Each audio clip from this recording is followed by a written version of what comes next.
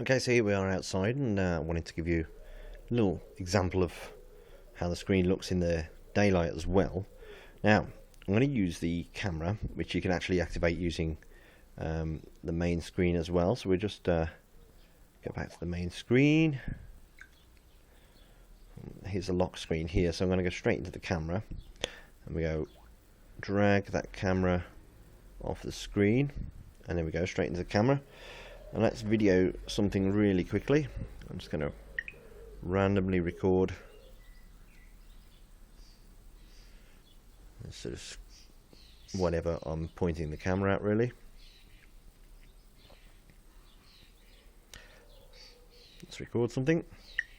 I know this is slightly out of focus, but what we can do, I'm going to show you something now, is if we go into here. Now I've got a Samsung TV in front of me, and I'm going to actually just sort of show you how it would normally be used. We've got come in here, really give it a facelift. Yes, that's the idea, Samsung TV there, and we're just watching TV.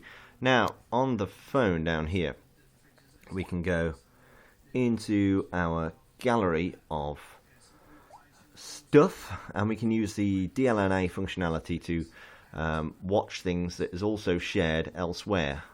So when the camera actually focuses on the screen, which it might do if I sort of hold it like this, we've got some other content on other devices across the Wi-Fi network. There we go, it's focused at last. But what I want to do in this instance is show you the wonderful video that I've just actually filmed.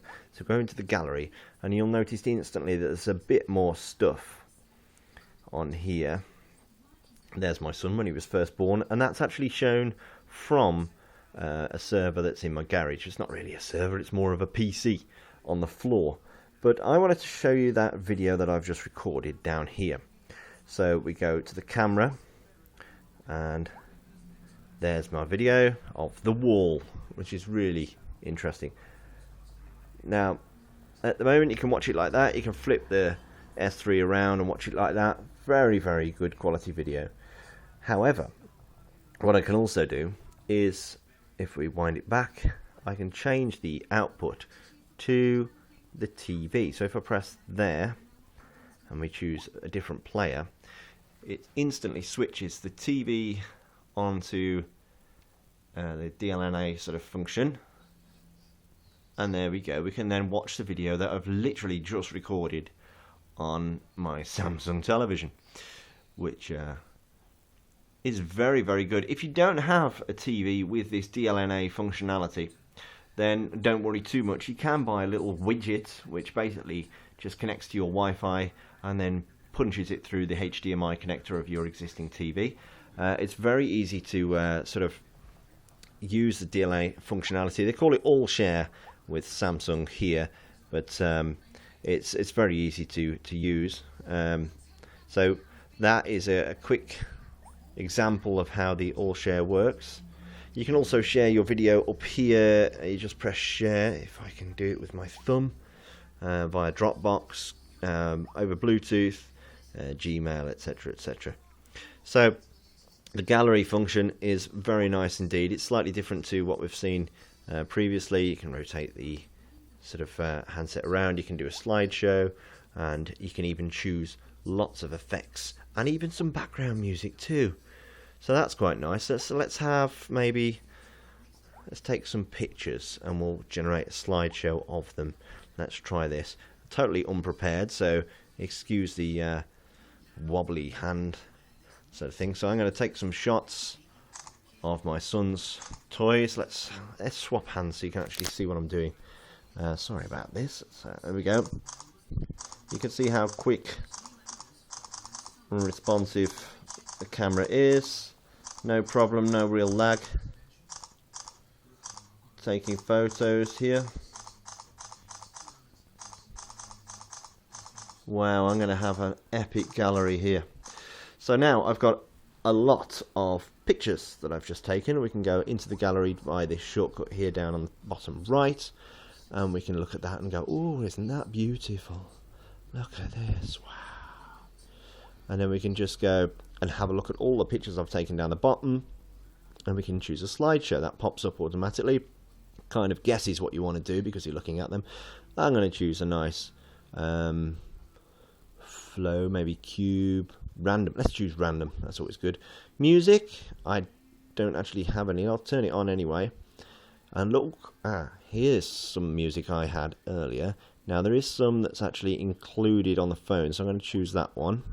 Over the Horizon by Samsung. Look, and if I turn it up, it gives me a little preview. Ah, pretty. So I'll say, right, that's good. And then the speed, every 3 seconds, let's say. Start. Now it's going to play on the phone. Ah, doesn't it look beautiful? Ah, wonderful. Change the player. I want to play it on the TV, please. And then over here on the TV are my pictures. Now, it doesn't look like I get the same slideshow music that I've sort of put together, but I can switch between my pictures on the TV as well. Let's see if I can activate the slideshow. It doesn't look like it's going to do it. No, it only does it on the phone itself by the looks of it. But yeah, you can make a nice pretty slideshow on your phone when it focuses. Come on, camera. And we can look at that on there. And you can see there's various effects that it does. Okay, that fold, that's a nice one. I can understand why this doesn't do it over DLNA now.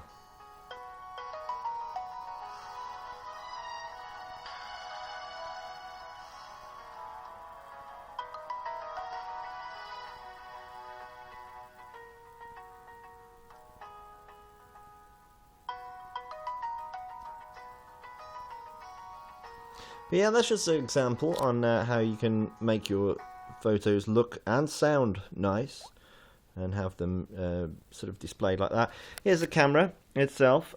We can sort of switch back to the settings. You can see all the settings here. You've got shooting mode, single shot, or we can have the burst shot. We can have smile shots, panorama. You can see all these options here. Buddy photo share shot, cartoon shot.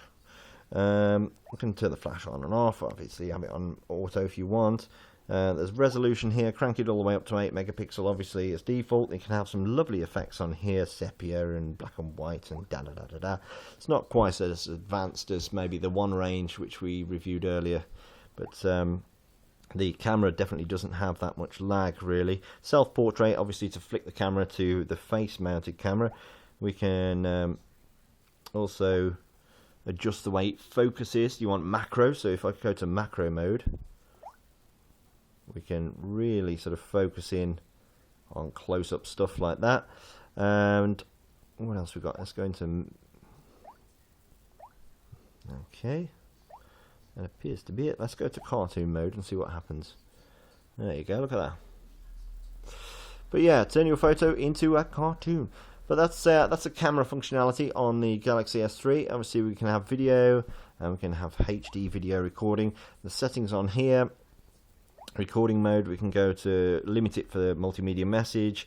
We can have some effects on the videos as well, same sort of thing, resolution, full HD here. White balance, outdoor visibility, you can turn it on or off, so really crank up the backlight on the screen. And this is the one I like the best, the anti-shake mode, which seems to be turned off as default, but it should be turned on, so you don't end up with wobbly shots. So let's try that now. I'm going to film something really rough and ready. I'm just going to walk around. I'm really sort of banging on the floor here. You can see all the toys that we've got here. I'm just going to zoom in. Let's zoom in on Lightning McQueen, number 95 here. And a Bosch drill. I'm sort of moving the phone around quite rapidly here. We're zooming in on stuff. And then we'll zoom out. Let's have a look at the remote control over here. Okay, that's good enough. Let's play that back and let's watch that on the TV so that you can see the video output itself. So I'm going to press play, and then I'm going to choose for that to be outputted on the TV. I've called my TV TV. There we go. Oh, we go. Let's just have a look at how this looks. If it will play it. Come on, it's having a think.